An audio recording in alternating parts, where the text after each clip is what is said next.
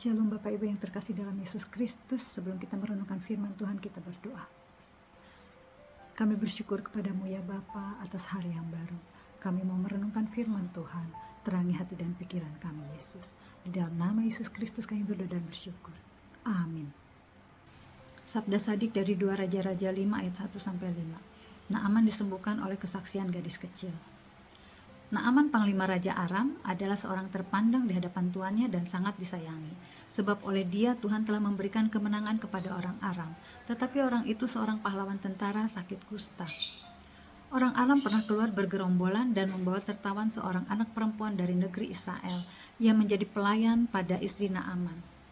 Berkatalah gadis itu kepada nyonyanya, "Sekiranya tuanku menghadap nabi yang di Samaria itu, maka tentulah nabi itu akan menyembuhkan dia dari penyakitnya."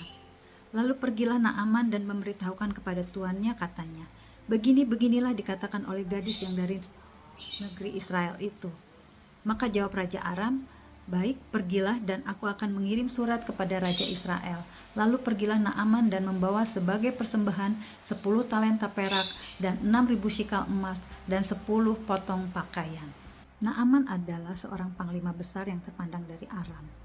Melalui kepemimpinan Naaman, dengan pertolongan Tuhan, dia membawa kemenangan dalam berperang melawan bangsa-bangsa. Tetapi dalam perikop ini dikatakan Naaman mengalami sakit kusta. Ayat 1b, tetapi orang itu seorang pahlawan tentara sakit kusta. Naaman mengalami sakit kusta, yaitu penyakit kulit yang menyerang ke seluruh tubuhnya. Sakit kusta adalah penyakit yang tidak dapat disembuhkan saat itu. Siapa yang mengalami sakit kusta adalah orang najis. Dia akan dibuang dan dijauhi, dan pasti akan mengalami kesusahan di dalam kehidupannya. Kemudian di dalam ayat 2 dikatakan kalau istri Naaman mempunyai seorang pelayan, yaitu gadis kecil yang dibawa dari Israel. Gadis kecil ini ternyata adalah seorang pemberani. Ketika dia mengetahui kalau suami dari majikannya mengalami sakit, dia katakan, kalau ada seorang nabi dari daerah Samaria yang sanggup menyembuhkan sakit Naaman. Tertulis di dalam ayat 3. Berkatalah gadis itu kepada nyonyanya, "Sekiranya tuanku menghadap nabi yang ada di Samaria itu, maka tentulah nabi itu akan menyembuhkan dia dari penyakitnya."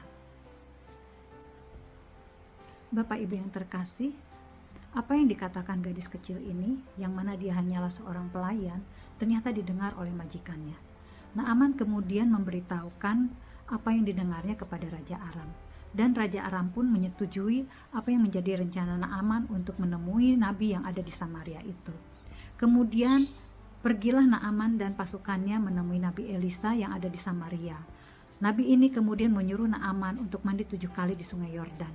Dan akhirnya Naaman mengalami kesembuhan dan percaya kepada Tuhan. Saudaraku, kita belajar dari gadis kecil ini, yaitu seorang pelayan yang tidak punya pendidikan, tidak punya jabatan, tidak punya pengalaman, tetapi dia menjadi seorang pahlawan iman bagi seorang panglima besar Naaman. Gadis kecil ini berani menyampaikan iman dia kepada Tuhan bahwa ada seorang nabi di Samaria yang sanggup menyembuhkan Naaman. Gadis kecil ini dengan pertolongan Tuhan memberitahukan kabar baik dan meyakinkan suatu kebenaran. Padahal kita tahu untuk setiap kesaksian selalu ada resiko. Bagaimana nanti jika Naaman tidak mengalami kesembuhan? Apakah dia akan dihukum atau mungkin dibunuh? Tetapi dia dengan yakin, dengan berani memberitakan kabar baik itu karena dia tahu Tuhan menolongnya. Kalau kita mengingat kembali perjalanan pertumbuhan rohani kita, dari awal kita lahir baru sampai ada saat ini, pasti ada orang-orang yang berdoa untuk kita. Ada orang-orang baik yang dikirim Tuhan untuk memberkati kehidupan kerohanian kita. Begitupun dengan kita, Tuhan rindu supaya kita boleh menjadi seperti gadis kecil, menjadi pahlawan iman untuk keluarga, untuk lingkungan, untuk kota dan bangsa di mana kita tinggal. Kita harus berani memberitakan kabar baik tentang Yesus kepada banyak orang, meyakinkan bahwa Yesuslah satu-satunya jalan kepada kehidupan yang kekal itu. Bapak Ibu yang terkasih, setiap kesaksian kita tentang kasih dan kuasa Allah tidak akan pernah sia-sia, tetapi akan menjadi berkat bagi banyak orang dan akan menjadi bertambah-tambah juga orang yang percaya kepada Yesus karena kesaksian kita. Yesaya 55 ayat 11, "Demikianlah firmanku yang keluar dari mulutku, ia tidak akan kembali kepadaku dengan sia-sia, tetapi ia akan melaksanakan apa yang kukehendaki dan akan berhasil dalam apa yang kusuruhkan kepadanya." Siapapun kita, Tuhan akan sanggupkan kita menjadi pahlawan iman, untuk menjadi alat Tuhan, untuk menyampaikan kabar baik tentang karya Tuhan di kayu salib, sampai bumi ini penuh dengan kemuliaannya. 1 Korintus 3 ayat 9, karena kami adalah kawan sekerja Allah, kamu adalah ladang Allah, bangunan Allah.